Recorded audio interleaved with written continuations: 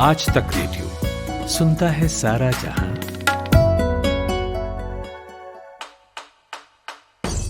नायक और खलनायक, विद्वान और महारथी, कला के ऐसे सितारे जो अब भी आसमान में चमकते हैं, और ऐसी हस्तियां जो इतिहास में अमर है।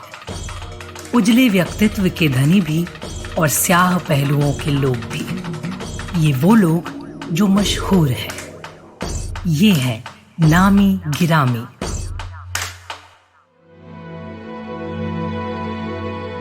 A chapter that recorded for history the story of a changing world has come to an end. Jawaharlal Nehru is dead. तारीख थी 27 मई 1964। देश के प्रधानमंत्री पंडित जवाहरलाल नेहरू का निधन हो गया था। देश नाजुक दौर में था।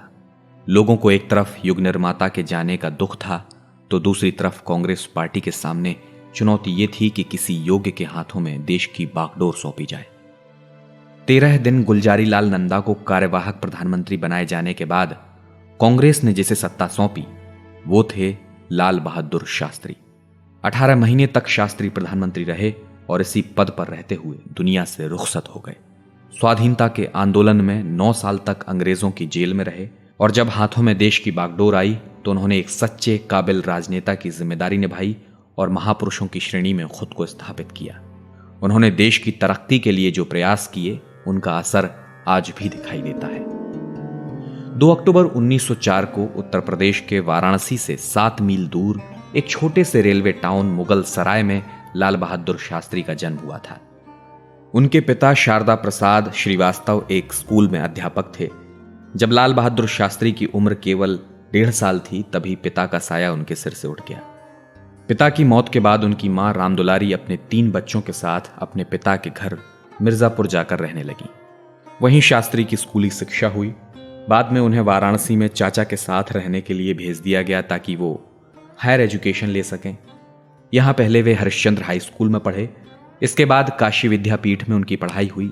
यहां से उन्होंने ग्रेजुएशन किया और पोस्ट ग्रेजुएशन किया। विद्यापीठ की ओर से दी गई जो डिग्री थी उसका नाम था शास्त्री, और यही उपाधि आगे उनके नाम के साथ जुड़ गई, और उन्होंने अपने नाम के आगे से जाति सूचक श्रीवास्तव हटाकर शास्त्री जोड़ लिया। यूं तो बड़े होने के साथ साथ लाल बहादुर शास्त्री में विदेशी दास्ता के खिलाफ एक बीज अंकुर होने लगा था। आजादी के लिए देश के संघर्ष में उन्होंने रुचि लेना शुरू कर दिया। लाल बहादुर शास्त्री जब केवल 11 साल के थे तब से ही उन्होंने राष्ट्रीय स्तर पर कुछ करने का मन बना लिया था, और महात्मा गांधी ने जब असहयोग आंदोलन में शामिल होने की देश के लोगों से अपील की तो एक कार्यकर्ता के तौर पर 1921 में पहली बार शास्त्री जेल भी गए। उस वक्त उनकी उम्र महज 16 साल थी, और काशी विद्यापीठ से जब मास्टर्स हो गया तो उसके बाद वे गांधी की अनुयायी के तौर पर राजनीति में फिर लौटे, और उसके बाद जेल आने जाने का सिलसिला लगा रहा। और उस वक्त का संयुक्त राज्य जो अब उत्तर प्रदेश है, वहां की कांग्रेस पार्टी में शास्त्री जुड़ गए। 1927 में लाल बहादुर शास्त्री की शादी हो गई। उनकी पत्नी का नाम ललिता देवी था। गृहस्थ जीवन में रहते हुए उन्होंने राजनीति से नाता बनाए रखा। 1930 में महात्मा गांधी ने नमक कानून को तोड़ते हुए दांडी यात्रा की। इस प्रतीकात्मक संदेश ने पूरे देश में एक तरह से क्रांति ला दी। लाल बहादुर शास्त्री पूरी ऊर्जा के साथ स्वतंत्रता के इस संघर्ष में शामिल हो गए। उन्होंने कई विद्रोही अभियानों का नेतृत्व किया और 7 सालों तक ब्रिटिश जेलों में रहे। आजादी के संघर्ष ने उन्हें पूर्णतः परिपक्व बना दिया था। आजादी के बाद जब कांग्रेस सत्ता में आई तो उससे पहले ही राष्ट्रीय संग्राम के नेता लाल बहादुर शास्त्री के महत्व को समझ चुके थे। 1946 में जब कांग्रेस सरकार का गठन हुआ तो शास्त्री जी को देश के शासन में रचनात्मक भूमिका निभाने के लिए कहा गया। उन्हें अपने गृह राज्य उत्तर प्रदेश का संसदीय सचिव नियुक्त किया गया, और अपनी कड़ी मेहनत, क्षमता और दक्षता के बूते जल्द ही शास्त्री गृह मंत्री के पद पर भी पहुंच गए। गोविंद बल्लभ पंत के मुख्यमंत्री के कार्यकाल में उन्होंने प्रहरी एवं यातायात मंत्री की जिम्मेदारी निभाई, और यातायात मंत्री रहते हुए शास्त्री जी ने पहली बार किसी महिला को कंडक्टर के पद पर नियुक्त किया था। और आज जब भीड़ को नियंत्रित करने के लिए हम जिस वाटर कैनन का इस्तेमाल होते हुए देखते हैं, उसकी शुरुआत भी प्रहरी विभाग के मंत्री रहने के दौरान शास्त्री जी ने करवाई थी। उन्होंने लाठी चार्ज को बंद करवा दिया था। यानी 2 अक्टूबर का गांधी के साथ वे सिर्फ जन्मदिन साझा नहीं करते, बल्कि असल मायनों में वो अहिंसावादी और गांधीवादी थे। यहां तक कि किसी गलती या किसी बात को समझाने के लिए लाल बहादुर शास्त्री ने कभी अपने बच्चों पर भी हाथ नहीं उठाया। कांग्रेस नेता और उनके बेटे अनिल शास्त्री एक किस्सा बताते हैं। बच्चों की गलती तो उन्हें दंड देने की जो उनमें एक काबिलियत थी, वो समय मैं समझता हूँ बहुत कम पिताओं में होती है। एक बार शास्त्री जी ने मुझे शाम को करीब 9-1 बजे बुलाया और उन्होंने मुझसे कहा कि अनिल, मैंने देखा है कि आप बड़ों के पैर ठीक से नहीं छूते हैं, आपके हाथ जो है वो पैर तक नहीं जाते, केवल घुटनों तक जाते हैं। और मैं भी 13-14 साल का था, मैं कहाँ मानने वाला। मैंने कहा नहीं, ऐसी बात नहीं है, आपने ये कमी मुझमें नहीं देखी होगी, आपने मेरे भाई 2 छोटे भाई हैं मेरे, सुनील शास्त्री, उनमें आपने ये कमी देखी होगी। आपको पता है कि जैसे कोई हमारे यहाँ बड़ा कोई घर से जाता है या त्योहार के दिन या दौरे से टूर से लौटता है तो पैर छूने का एक प्रथा है हम लोग यहाँ। और अधिकांश मैं समझता हूँ कि हिंदू परिवारों में और सिख परिवारों में पैर छूने की प्रथा है। तो उन्होंने ये चीज नोटिस करी होगी, देखा होगा, लेकिन मैंने माना नहीं। और उन्होंने मुझसे कहा ऐसा एक काम करिए, आप खड़े हो जाइए 1 मिनट के लिए। मैं खड़ा हो गया। मुझे लगा कि इनको गुस्सा है और मुझे ये हो सकता है तमाशा लगा दे, लेकिन मेरे देखते देखते बड़े इज्जत के साथ थूक के मेरे उन्होंने पैर छुए और उन्होंने कहा, अनिल, अगर आप इसी तरह पैर छूते हुए हैं तो हो सकता है मेरे देखने में कोई गलती हो, लेकिन ऐसा अगर नहीं है तो मैंने जो तरीका आपको बताया है उसको अपने जीवन में अपनाने की कोशिश करें। और मेरे आंखों में आंसू, मैं फूट फूट के रोने लगा। मतलब मैंने तो कुछ कहा नहीं, मारना पीटना दूर रहा, मैंने तो डांटा भी नहीं आपको। तो मैंने कहा अगर आप मुझे पीट लेते, टमाटर लगा देते, डांट देते तो सर मैं नहीं रोता, लेकिन आपने मुझे आज इतनी बड़ी सजा दी है कि मैं इसको जिंदगी भर कभी नहीं भूलूंगा। और ये सच है कि अगर वो मुझे डांट देते, पीट देते, शायद मुझे पैर छूना ठीक से नहीं आता, लेकिन उसके बाद से आज तक जब भी मैं अपने किसी बड़ों का पैर छूता हूँ, मेरे हाथ हमेशा जो है वो पैर तक जाते हैं, घुटनों तक नहीं जाते। धीरे धीरे शास्त्री जी के जीवन में राजनीति की व्यस्तताएं बढ़ती जा रही थीं, लेकिन उन्होंने अपने परिवार के साथ तालमेल बनाए रखा। वे पूरे देश को अपना परिवार समझते थे। उनके बड़े बेटे अनिल शास्त्री से जब हमने ये पूछा कि इन सब के बीच वो कैसे सामंजस्य बैठाते थे तो उन्होंने क्या जवाब दिया, सुनिए। देखिए, मैं ये कहना चाहता हूँ कि मेरे पिता लाल बहादुर शास्त्री की जो देश के प्रति उनके मन में जो प्यार और सम्मान था वो हमें देखने को मिलता था। और एक बार मैंने उनसे कहा कि आप सारा समय अपना देश में लगा देते हैं, परिवार के लिए बहुत कम समय देते हैं। तो उन्होंने यही कहा कि अनिल, देखिए, जब अपना प्रधानमंत्री हूँ देश का, तो उस समय देश की आबादी 40 करोड़ थी, 1965 की बात है। तो उन्होंने कहा कि जो 40 करोड़ यहाँ के लोग हैं वो भी मेरे परिवार का ही रूप है, हिस्सा है, और मैं उनका मुखिया हूँ और तुम लोग उसी 40 करोड़ में हो। तो 40 करोड़ में तुम्हारा जितना हिस्सा मिलता है उससे कहीं ज्यादा मैं तुम लोगों को समय देता हूँ। 1951 में लाल बहादुर शास्त्री नई दिल्ली आ गए। यहाँ केंद्रीय मंत्रिमंडल में उन्होंने कई विभागों का प्रभार संभाला, मसलन रेल मंत्री, परिवहन एवं संचार मंत्री, वाणिज्य एवं उद्योग मंत्री, गृह मंत्री और नेहरू जी की बीमारी के दौरान बिना विभाग के मंत्री भी रहे। शास्त्री जी की प्रतिष्ठा लगातार बढ़ रही थी, लेकिन उनकी ईमानदारी में कभी खोट नहीं आई। उनके रेल मंत्री रहते हुए तमिलनाडु के अरियालुर में 27 नवंबर 1956 को एक भीषण ट्रेन हादसा हुआ था, जिसमें करीब 142 लोगों की मौत हो गई थी। इस हादसे की शास्त्री जी ने नैतिक जिम्मेदारी ली और अपने पद से इस्तीफा तक दे दिया था। तत्कालीन प्रधानमंत्री पंडित नेहरू ने इस घटना पर संसद में बोलते हुए लाल बहादुर शास्त्री की ईमानदारी और उच्च आदर्शों की काफी तारीफ की। उन्होंने कहा कि उन्होंने लाल बहादुर शास्त्री का इस्तीफा इसलिए स्वीकार नहीं किया कि जो कुछ हुआ वे इसके लिए जिम्मेदार हैं, बल्कि इसलिए स्वीकार किया क्योंकि इससे संवैधानिक मर्यादा में एक मिसाल कायम होगी। नेहरू के निधन के बाद सर्वसम्मति से जब उन्हें संसदीय दल का नेता चुन लिया गया और 9 जून 1964 को जब प्रधानमंत्री की कुर्सी उन्हें सौंपी गई उस वक्त देश की हालत ठीक नहीं थी। महंगाई, भूखमरी और भारत पाक के बीच तनाव जैसी चुनौतियां मुंह बाए खड़ी थीं। इन सब से जल्द निपटना आसान भी नहीं था। लिहाजा कार्यकाल के 3 महीने के बाद ही उनके खिलाफ सदन में अविश्वास प्रस्ताव तक लाया गया, लेकिन वो गिर गया। शास्त्री जी किसानों और सेना की ताकत को समझते थे और उसका सम्मान भी करते थे। तभी तो उन्होंने जय जवान जय किसान जैसा एक लोकप्रिय नारा दिया था। मैं आपसे कहूंगा कि 2 नारे आज लगें। 2 नारा अगर आप लगाएं तो वही असली नारा है आज देश की जरूरत के मुताबिक। एक तो जय जवान का और दूसरा जय किसान का।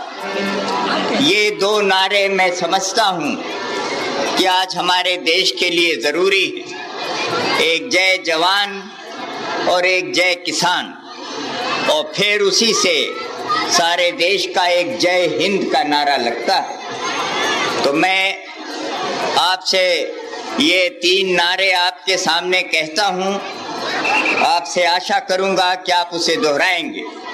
एक तो जय जवान, जय जवान, जय जवान, जय किसान, जय किसान, जय किसान, जय हिंद, जय हिंद।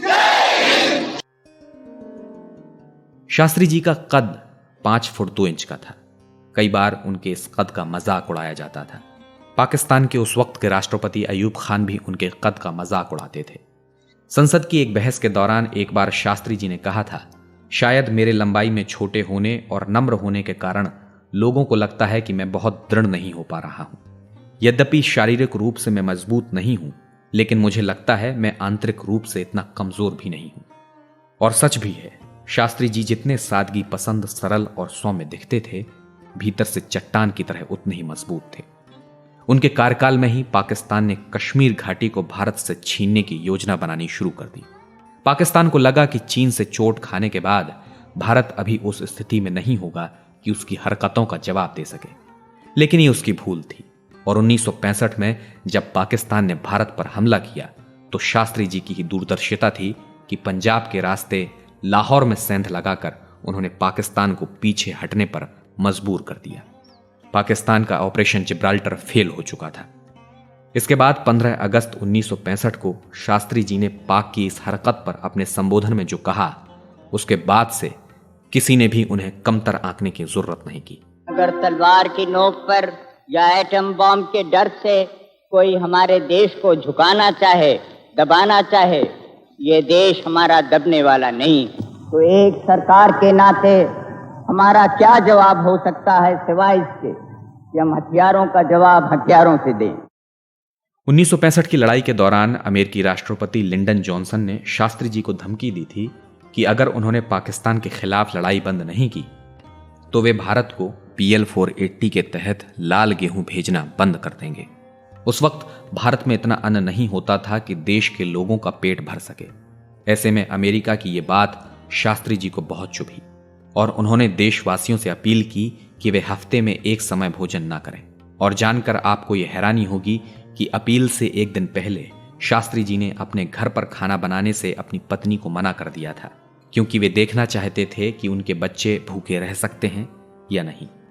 और उन्होंने जब ये देख लिया कि लोग एक वक्त का खाना बिना खाए रह सकते हैं तो उन्होंने देशवासियों से भी ऐसा करने के लिए कहा। उनकी अपील का मकसद ये था कि इससे अन्न की जो भरपाई होगी उससे जरूरतमंदों का पेट भरा जा सके। और उनके कहने का असर यह हुआ कि लाखों भारतीयों ने एक वक्त का खाना छोड़ दिया और तो और कई रेस्टोरेंट्स और होटल्स ने भी अपने चूल्हे शाम को बंद रखे। उधर युद्ध के बाद जब पाक हार गया तो उसके हुक्मरान सोवियत संघ के पास पहुंच गए ताकि शांति समझौता हो सके। सोवियत संघ के कहने पर शास्त्री जी रूस के ताशकंद पहुंचे, जहां तय हुआ कि जंग से पहले दोनों देशों की जो स्थिति थी वही बनी रहेगी। भारत ने पाकिस्तान के सारे जीते हुए इलाके लौटा दिए, शायद इसलिए कि पाक के साथ रहमदिली दिखाएंगे तो वो सुधर जाएगा। 11 जनवरी 1966 का वो दिन था। पाकिस्तान के राष्ट्रपति अयूब खान और भारत के दूसरे प्रधानमंत्री लाल बहादुर शास्त्री ने समझौते पर दस्तखत किए। इस समझौते को ताशकंद समझौते के नाम से जाना जाता है। और गनीमत देखिए कि अभी समझौते के दस्तावेज पर दस्तखत की स्याही सूखी भी नहीं थी कि उसी रात ताशकंद में ही शास्त्री जी का दिल का दौरा पड़ने से मौत हो गई।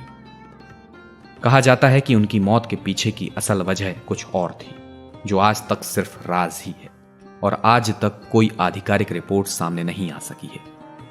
शास्त्री जी का शव जब दिल्ली लाने के लिए विमान पर चढ़ाया जा रहा था तो उनको कंधा देने वालों में सोवियत प्रधानमंत्री कोसिगिन के साथ साथ पाकिस्तान के तत्कालीन राष्ट्रपति अयूब खान भी थे। वही अयूब खान जो कभी उनके कद का मजाक उड़ाया करते थे। शास्त्री जी के निजी सचिव रहे सीपी श्रीवास्तव उनकी जीवनी Lal Bahadur Shastri a life of truth in politics में लिखते हैं, मानव इतिहास में ऐसे बहुत कम उदाहरण हैं जब एक दिन पहले एक दूसरे के घोर दुश्मन कहे जाने वाले प्रतिद्वंदी न सिर्फ एक दूसरे के दोस्त बन गए थे, बल्कि दूसरे की मौत पर अपने दुख का इजहार करते हुए उसके ताबूत को कंधा दे रहे थे। मनोहर लाल कपूर यानी कि तालिब चकवाली उर्दू के मशहूर और मारूफ शायर रहे हैं। शास्त्री जी को जहन में रखकर उन्होंने एक नज्म लिखी है। उसका एक हिस्सा आप कुलदीप मिश्र की आवाज में सुनिए और इसी के साथ मुझे यानी अमन गुप्ता को इजाजत दीजिए।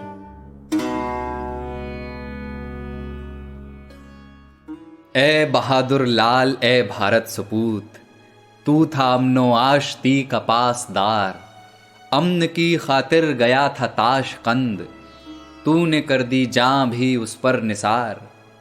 अमन सुलहो जंग में यकता था तू, भारतीय तहजीब का आईनादार, पे करे इज्जो खुलूसो सादगी, तू था तहजीबो तमद्दुन का निखार। तूने यकजहती अता की कौम को, एकता का दान भारत को दिया, सर हुआ ऊंचा हमारा हर जगह, तूने वो सम्मान भारत को दिया, तूने वो सम्मान भारत को दिया।